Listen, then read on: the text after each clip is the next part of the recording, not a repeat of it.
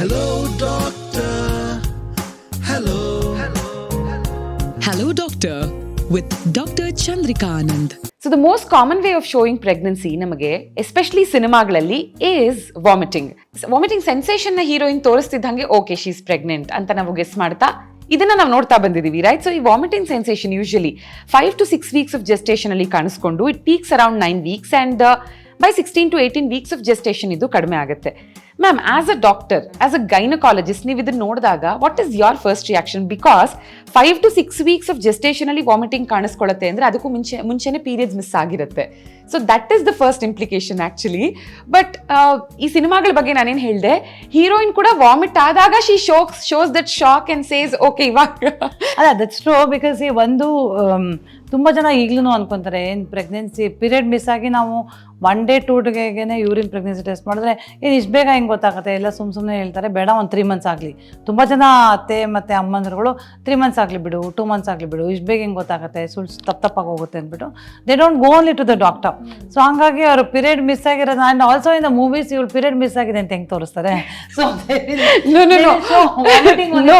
What I meant was, ಆಕೆನೂ shock ಆಗ್ತಾಳೆ ಅಥವಾ ಶೀಲ್ ಬಿ ಸರ್ಪ್ರೈಸ್, ಅವಳು ಫಸ್ಟೇ ಗೊತ್ತಿರುತ್ತಲ್ವ usually is what lot of people even when we say ಅವ್ರ 3 days ಮಿಸ್ ಆಗಿದೆ, ಒಂದು ಪ್ರೆಗ್ನೆನ್ಸಿ ಟೆಸ್ಟ್ ಪಾಸಿಟಿವ್ ಅಂದರೆ ಮೇಡಮ್ ಇಷ್ಟು ಬೇಗ ಗೊತ್ತಾಗುತ್ತಾ? ಇಲ್ಲ ಅಲ್ವಾ, ಒಂದು 2 months ಆಗಬೇಕಲ್ವಾ ಅಂತ. ಸೊ ಅವ್ರಿಗಿನ್ನೂ ಜನಕ್ಕೆ ಗೊತ್ತಿಲ್ಲ. So pregnancy test are very sensitive. ನಿಮಗೆ ಪೀರಿಯಡ್ ಮಿಸ್ ಆಗಿ ಒಂದು ದಿನಕ್ಕೇ ಅದು ಪಾಸಿಟಿವ್ ಆಗೋ ಸಾಧ್ಯತೆ ಇರುತ್ತೆ. ಸೊ ಹಾಗಾಗಿ you can diagnose pregnancy early with a simple urine pregnancy test. Okay, so ಈ ವಾಮಿಟಿಂಗ್ ಅಂದರೆ ಮಾರ್ನಿಂಗ್ ಸಿಕ್ನೆಸ್ ಇರೋರಿಗೆ ಮಾತ್ರನೇ ಕಾಣಿಸ್ಕೊಳುತ್ತಾ ಅಂತ ಮ್ಯಾಮ್? ಅಲ್ಲ, ಸಿ ಒಂದು ದಿಸ್ ಈ ಮಾರ್ನಿಂಗ್ ಸಿಕ್ನೆಸ್ ವಾಮಿಟಿಂಗ್ ಅದೇನು very clearly you told it starts from 5 weeks and peaks at 9 weeks and comes down by 16 weeks is because of a hormone called beta HCG ಅಂತ. ಒಂದು human ಕೊರಿಯೋನಿಕ್ ಗೋನಿಡೋಟ್ರೋಪಿನ್ ಅಂತ ಒಂದು hormone secrete ಆಗುತ್ತೆ. ಅದು placenta ಇಲ್ಲ ಕಸ ಇಲ್ಲ ಪ್ಲೆಸೆಂಟಾ ಅನ್ನೋದು ಏನು ಮಗುವಿಗೆ ನ್ಯೂಟ್ರಿಷನ್ ಕೊಡುತ್ತಲ್ಲ, ಅದು ಕೊಡೋ ತನಕ ಇದು ಅದು ಒಳ್ಳೆ ಪ್ಲೆಸೆಂಟಾ ಫಾರ್ಮ್ ಆಗೋ ತನಕ ಈ HCG ಅನ್ನೋ ಹಾರ್ಮೋನು ಭಾಳ ಪೀಕ್ನಲ್ಲಿರುತ್ತೆ. ಈ HCG ಅನ್ನೋ ಹಾರ್ಮೋನು ಬ್ರೈನಲ್ಲಿ ವಾಮಿಟಿಂಗ್ ಆಗೋವಂಥ ಸೆಂಟರ್ಸ್ನ ಸ್ಟಿಮ್ಯುಲೇಟ್ ಮಾಡಿ ಈ ಥರ ನಾಸಿ ಆಗೋದು, ವಾಮಿಟಿಂಗ್ ಆಗೋದು ಸಾಧ್ಯತೆ ಜಾಸ್ತಿ ಆಗುತ್ತೆ. ಸೊ ಹಾಗಾಗಿ ಟ್ವಿನ್ ಮಕ್ಕಳಲ್ಲಿ where the HCG is very high, ಮತ್ತು ಇನ್ನೊಂದು ಮೋಲಾರ್ ಪ್ರೆಗ್ನೆನ್ಸಿ ಅಂತ ಹೇಳ್ತೀವಿ, ಆಗಲೂ HCG ತುಂಬ ಜಾಸ್ತಿ ಇರುತ್ತೆ, ಅಂಥವ್ರಿಗೆ ವಾಮಿಟಿಂಗ್ ಜಾಸ್ತಿ. ಓಕೆ, ಯಾ.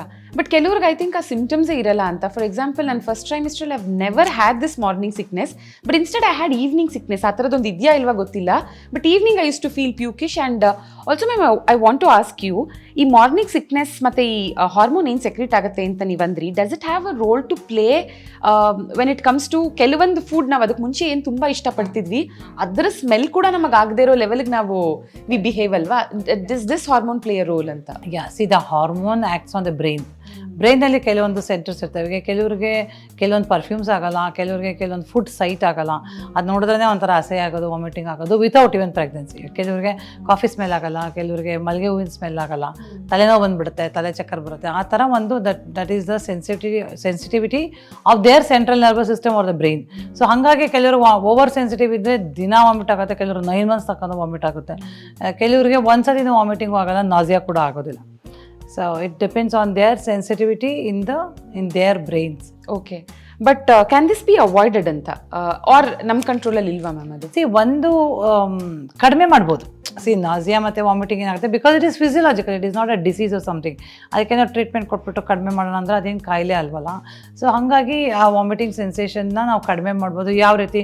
ಒಂದು ನಿಮ್ಗೆ ಯಾವ್ಯಾವ ಸ್ಮೆಲ್ ನಿಮ್ಗೆ ಆಗಲ್ಲ, ಅದು ಟ್ರಿಗರ್ ಮಾಡುತ್ತೆ, ಅದನ್ನ ಅವಾಯ್ಡ್ ಮಾಡೋದು. ಅನ್ನೆಸರಿ ಪರ್ಫ್ಯೂಮ್ಸ್ ಹಾಕ್ಕೊಳ್ಳೋದು, ಮತ್ತು ಧೂಪ ಹಚ್ಚೋದು, ಮತ್ತು ತುಂಬ ಫ್ಲೇವರ್ಡ್ ಫುಡ್ನ ತೊಗೊಳ್ಳೋದು, ಅದನ್ನೆಲ್ಲ ಸ್ವಲ್ಪ ಅವಾಯ್ಡ್ ಮಾಡಬೇಕಾಗತ್ತೆ. ಪ್ಲಸ್ ಬೆಳಗ್ಗೆ ಎದ್ದ ತಕ್ಷಣ ಒಂದು ನಾಲ್ಗೆಗೆ ಕಹಿ ಆಗುತ್ತೆ, ಮತ್ತು ವಾಕರ್ಕೆ ಸೆನ್ಸೇಷನ್ ಕಡಿಮೆ ಮಾಡೋಕ್ಕೆ ಒಂದು ಯಾಲಕ್ಕಿ ಅಂತೆ, ಲವಂಗ ಅಂತೆ, ಒಂದು ಸೋಂಪು ಹಾಕ್ಕೊಬೋದು. ಕೆಲವೊಮ್ಮೆ ಜಿಂಜರ್ ಟೀ ತುಂಬ ಹೆಲ್ಪ್ ಆಗುತ್ತೆ. Ginger is known to help. ಆಮೇಲೆ ಕೆಲವೊಂದು ಚ್ಯೂಯಿಂಗ್ ಗಮ್ ಥರ ಸ್ವಲ್ಪ ತಿಂತಾ ಇರೋದು, ಆ ಥರ ಏನಾರ ಮಾಸ್ಕ್ ಮಾಡುತ್ತೆ, ಅದು ಆ ಫ್ಲೇವರ್ನ ಮಾಸ್ಕ್ ಮಾಡುತ್ತೆ. ಸೊ ಅದರಿಂದ ಸುಮಾರು ಜನಕ್ಕೆ ನಾಸಿಯಾ ಮತ್ತು ವಾಮಿಟಿಂಗ್ ಹೆಲ್ಪ್ ಆಗುತ್ತೆ. ನಾವು ಹೇಳೋದು ಒಂದು ದಿನಕ್ಕೆ 1 ಸತಿ ಇಲ್ಲ 2 ಸಲ ಆಯಿತು ಅಂದರೆ it's okay, it will settle down and it is normal ಅಂತ ತುಂಬ ರಿಯಶ್ಯೂರ್ ಮಾಡ್ತೀವಿ. ಜಾಸ್ತಿ ಆದರೆ ಮಾತ್ರ ಪ್ರಾಬ್ಲಮ್. ಓಕೆ, ಆ್ಯಂಡ್ ನೀವು ಹೇಳಿದ್ರಿ ಕೆಲವ್ರಿಗೆ ಫಸ್ಟ್ ಟ್ರೈಮಿಸ್ಟ್ರಲ್ಲಿ ಮಾತ್ರನೇ ಇರುತ್ತೆ, ಆ್ಯಂಡ್ ಯೂಶಲಿ ಅವನ ಬಿಲೀಫ್ ಇರುತ್ತೆ ದಟ್ ಓಕೆ ಫಸ್ಟ್ ಟ್ರೈಮಿಸ್ಟರ್ ಮುಗಿತಿದ್ದ ಹಾಗೆ ಲೈಕ್ ಆನ್ ಸ್ಪಾಟ್ ಆ ಪರ್ಫೆಕ್ಟ್ ಡೇಟ್ಗೆ ಎಷ್ಟೋ ಜನಕ್ಕೆ ಸ್ಟಾಪ್ ಆಗಿರೋದಿದೆ when the second trimester kicks in. But ನೀವು ಹೇಳಿದಾಗೆ ಕೆಲವ್ರಿಗೆ 9 months ಕೂಡ ಇರುತ್ತೆ. So should we also discuss about complications of excess vomiting ಅಂತ? ಅಬ್ಸಲ್ಯೂಟ್ಲಿ. ಸಿ ನಾವು ಈಗ ವಾಮಿಟ್ ಆಗೋರಿಗೆ ನಾವೇನು ಹೇಳ್ತೀವಿ, ವಾಮಿಟ್ ಆಗ್ತಾ ಇದೆ ಅಂತಾರೆ. ಆಗ ಎಷ್ಟು ಸಲ ಆಗ್ತಿದೆ ಅಂತ ಕೇಳ್ತೀವಿ, ಎಷ್ಟು ವಾಲ್ಯೂಮ್ ಆಗ್ತಾ ಇದೆ. So when you are vomiting, when do you know that you are not well? So ಈಗ ವಾಮಿಟ್ ಮಾಡ್ತಾ ಮಾಡ್ತಾ ತುಂಬ ಸುಸ್ತಾಗೋಯ್ತು, ಯೂರಿನ್ ಬರೋದು ಕಡಿಮೆ ಆಗೋಯ್ತು, ಇಲ್ಲ ಯೂರಿನಲ್ಲಿ ಒಂಥರ ಸ್ಟಿಂಕ್ ಇಲ್ಲ ಸ್ಮೆಲ್ ಬರೋಕ್ಕೆ ಸ್ಟಾರ್ಟ್ ಆಯಿತು, ಗಿಡಿನೆಸ್ ಸ್ಟಾರ್ಟ್ ಆಯಿತು, ನಿಶಕ್ತಿ ಆಯಿತು, ಕೈ ಕಾಲೆಲ್ಲ ಕ್ರ್ಯಾಂಪ್ಸ್ ಬಂತು ಅಂದರೆ that means that you are getting dehydrated ಅಂತ. ಸೊ ಹಾಗಾಗಿ ನಾವು ವಾಮಿಟಿಂಗ್ನ ಯಾವ ಮಟ್ಟಕ್ಕೆ ಬಿಡಬಾರ್ದು, ತುಂಬ ಸುಸ್ತು ಮಾಡಿ ನಿಮ್ಮಲ್ಲಿ ಹೈಡ್ರೇಷನ್ ಎಲ್ಲ ಕಳ್ಕೊಂಡು ಎಲೆಕ್ಟ್ರೋಲೈಟ್ ಇಂಬ್ಯಾಲೆನ್ಸ್ ಆಗಿ ಅದಕ್ಕೆ ಹೈಪರೆಮಿಸಿಸ್ ಗ್ರಾವಿಡೇರಮ್ ಅಂತ ಕಂಡೀಷನ್ ಇರುತ್ತೆ. ಆ ಕಂಡೀಷನಲ್ಲಿ ಅವ್ರು ತುಂಬ ವಾಮಿಟ್ ಮಾಡಿ ಅವ್ರಿಗೆ ಏನು ಪ್ರಿಕಾಷನ್ಸ್ ತೊಗೊಂಡ್ರು ಕಡಿಮೆ ಆಗೋದಿಲ್ಲ. ಅವರಿಗೆ ಡಿಹೈಡ್ರೇಟ್ ಆಗುತ್ತೆ, ಬಿ ಪಿ ಲೋ ಆಗುತ್ತೆ, ಪಲ್ಸ್ ಫಾಸ್ಟ್ ಆಗುತ್ತೆ, ಎದೆ ಹೊಡ್ಕೊಳ್ಳೋಕೆ ಸಾಧ್ಯ ಆಗುತ್ತೆ, ನಾಲ್ಗೆ ನೋಡ್ತು ಅಂದ್ರೆ ಅದೆಲ್ಲ ಡ್ರೈ ಆಗಿರುತ್ತೆ. ಆಗ ನಾವು ಅವ್ರಿಗೆ ಇಮಿಡಿಯೇಟಾಗಿ ಅಡ್ಮಿಟ್ ಮಾಡಿ ಅವ್ರಿಗೆ ಗ್ಲೂಕೋಸ್ ಡಿಫಿಸಿಟ್ ಆಗಿಬಿಡುತ್ತೆ. ಕೀಟೋಸಿಸ್ ಅಂತ ಹೇಳ್ತೀವಿ. ಈಗ ನೀವು ತುಂಬ ಉಪವಾಸ ಬಿದ್ದರೆ ಹೆಂಗೆ ಸ್ಟಾರ್ವೇಷನ್ ಕೀಟೋಸಿಸ್ ಅಂತ ಹೇಳೋ ಆ ಥರ ಕೀಟೋನ್ ಬಾಡೀಸಿಂದ ಒಂಥರ smell, sweet smell of urine ಬರೋಕ್ಕೆ ಸ್ಟಾರ್ಟ್ ಆಗಿಬಿಡುತ್ತೆ. ಅಂಥವ್ರಿಗೆ ನಾವು ಅಡ್ಮಿಟ್ ಮಾಡಿ ಇಂಟ್ರಾವಿನಸ್ ಫ್ಲೂಯಿಡ್ಸ್ ಹಾಕಿ, ಹೊಟ್ಟೆಗೆ ಸ್ವಲ್ಪ ರೆಸ್ಟ್ ಕೊಟ್ಟು ಇಂಟ್ರಾವಿನಸ್ ಫ್ಲೂಯಿಡ್ಸ್ ಡ್ರಿಪ್ಸ್ ಹಾಕಿ, ಎಲೆಕ್ಟ್ರೋಲೈಟ್ ಇಂಬ್ಯಾಲೆನ್ಸಸ್ ಇದ್ದರೆ ಅದನ್ನ ಕಡಿಮೆ ಮಾಡಿ ಅದನ್ನೆಲ್ಲ ಕ್ಲಿಯರ್ ಮಾಡಿ ವಿಟಮಿನ್ ಇಂಜೆಕ್ಷನ್ಸ್ ಎಲ್ಲ ಕೊಟ್ಟು ಗ್ರ್ಯಾಜುವಲ್ ಆಗಿ ವಾಪಸ್ ನಾವು ತಿನ್ನೋಕ್ಕೆ ಬಿಡ್ಬೋದು. So excess vomiting dehydration kidney ಕೂಡ ಇಂಜುರಿ ಆಗೋ ಸಾಧ್ಯತೆ ಇರುತ್ತೆ. ಸೊ ಹಾಗಾಗಿ ಅದನ್ನು ನಾವು ನೆಗ್ಲೆಕ್ಟ್ ಮಾಡಬಾರ್ದು. ಒಂದು that is for the mother.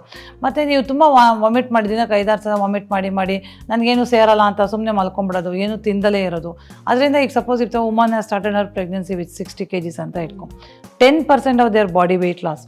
ಈಗ ಫಸ್ಟ್ 3 ಮಂತ್ಸಲ್ಲಿ 6 kg 8 kg ಲಾಸ್ ಆಗಿಬಿಟ್ರೆ ಆ ಮಗು ಬೆಳೆಯೋ ಕೆಪಾಸಿಟಿ ಕಡಿಮೆ ಆಗುತ್ತೆ.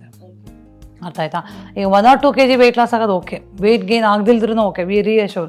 ಮೇಡಮ್ ಯಾಕೋ ದಪ್ಪ ಆಗ್ತಿಲ್ಲ ಅಂತಾರೆ, ಇಟ್ಸ್ ಓಕೆ, 3 ಮಂತ್ಸ್ ಆದಮೇಲೆ ಆಗುತ್ತೆ ಬಿಡಿ ಅಂತ ರಿಯಶ್ಯೂರ್ ಮಾಡ್ತೀವಿ. But if she loses more than 10% of her pre pregnancy weight, that can be a risk for IUGR or small for gestational age. So ನಾವು ಹಂಗೆ ಆಗಕ್ಕೆ ಬಿಡಲ್ಲ. So we just explain to them the moment you feel very tired or something, ಸುಸ್ತಾಗ್ತಿದ್ರೆ ಬಂದು ಇಮಿಡಿಯೇಟಾಗಿ admit ಆಗಿ drip ಹಾಕ್ಸ್ಕೊಳ್ಳಿ, ಇಲ್ಲ ORS liquids ತೊಗೊಳ್ಳಿ ಅಂತ ಹೇಳ್ತೀವಿ. ಓಕೆ, ಬಟ್ ಇವಾಗ ಸುಮಾರು ದಿನವರೆಗೂ ವಾಮಿಟ್ ಆಗ್ತಿದೆ, ಫಾರ್ ಎಕ್ಸಾಂಪಲ್ 9 monthsವರೆಗೂ ತಾಯಿಗೆ ವಾಮಿಟ್ ಆಗ್ತಿದೆ ಅಂದರೆ ಮಗುಗೆ ನ್ಯೂಟ್ರಿಯೆಂಟ್ಸ್ ಹೇಗೆ ಹೋಗುತ್ತೆ ಮ್ಯಾಮ್? ಬಿಕಾಸ್ ಎಷ್ಟೇ ಟ್ರೈ ಮಾಡಿದ್ರು ತಾಯಿ ತೊಗೊಳೋದಕ್ಕಾಗ್ತಿಲ್ಲ ಇಂಟೇಕ್ ಅಂದಾಗ.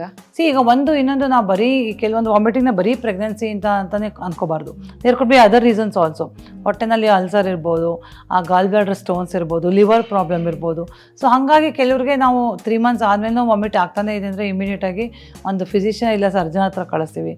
ಆಗ ಅಪ್ಪರ್ ಅಬ್ಡಮನ್ ಸ್ಕ್ಯಾನ್ ಮಾಡ್ತೀವಿ. ಪ್ರೆಗ್ನೆನ್ಸಿ ಅಲ್ಲದೆ ಅಪ್ಪರ್ ಅಬ್ಡಮನ್ ಸ್ಕ್ಯಾನ್ ಮಾಡಿ ಗಾಲ್ ಸ್ಟೋನ್ಸ್ ಇದೆಯಾ ಇಲ್ಲ ಪ್ಯಾಂಕ್ರಿಯಾಸ್ ಪ್ರಾಬ್ಲಮ್ ಇದೆಯಾ ಅಂಥೇಳಿ ಬ್ಲಡ್ ಟೆಸ್ಟ್ ಎಲ್ಲ ಮಾಡಿ, ಕೆಲವೊಮ್ಮೆ ಪ್ಯಾಂಕ್ರೆಟೈಟಿಸ್ ಅಂತ ಆಗ್ಬೋದು, ಕೆಲವೊಮ್ಮೆ ಹೊಟ್ಟೆನಲ್ಲಿ ಅಲ್ಸರ್ ಇದ್ದರೆ ಎಂಡೋಸ್ಕೋಪಿ ಮಾಡಿ ನೋಡ್ತಾರೆ.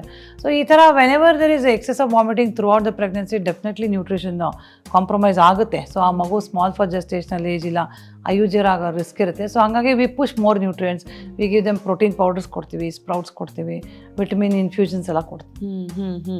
So vomiting in pregnancy of course it's quite common, it's not scary. But another thing which is actually scary is bleeding in pregnancy. ಇದ್ರ ಬಗ್ಗೆ ಮುಂದಿನ ಎಪಿಸೋಡಲ್ಲಿ ಡಿಸ್ಕಸ್ ಮಾಡೋಣ ma'am. So vomiting in pregnancy ಬಗ್ಗೆ ನಿಮ್ದೇನಾದರೂ ಕ್ವೆಶ್ಚನ್ಸ್ ಇದ್ರೆ ಖಂಡಿತ ಕಮೆಂಟ್ ಸೆಕ್ಷನಲ್ಲಿ ಪೋಸ್ಟ್ ಮಾಡಬಹುದು. Thank you for watching. Hello, doctor. Hello. Hello Doctor with Dr. Chandrika Anand. Hello, doctor.